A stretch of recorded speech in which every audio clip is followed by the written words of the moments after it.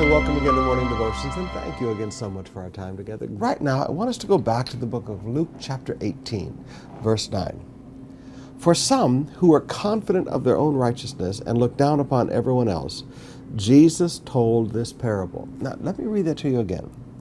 For some who were confident in their own righteousness and looked down on everybody else, Jesus told this parable. Notice the words, for some. Now, we need to understand that Jesus spoke very focused, very specific things to people to deal with their specific spiritual problems. Notice, Jesus was not politically correct. Notice, Jesus was not afraid to correct people's spiritual bad attitudes.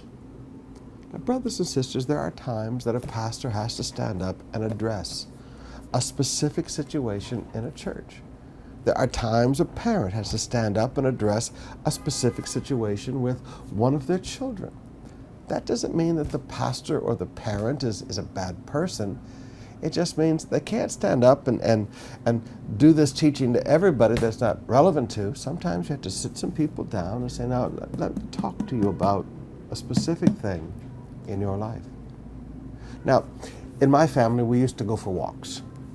My grandpa used to do it with me. My dad used to do it with me. Even my Uncle Lester used to do it with me. He said, let's go for a walk. And there, as we went for a walk with nobody else listening, we would have private conversations that were very focused on things that needed to grow and change in my life. Now, that was being a good parent. That was being good family. Sometimes pastors need to do this. You sit down with the ushers and say, I want to focus on something on how you're treating people. You sit down with the pastors and you say, I want to focus about this. You sit down with board members and I want to focus about this. You sit down with choir members and I want to focus. Different people have different spiritual challenges. And so sometimes teaching needs to be focused like a laser beam on specific attitudes in specific people. So don't get stumbled when you see things like this. This is how Jesus teaches us to live and to minister.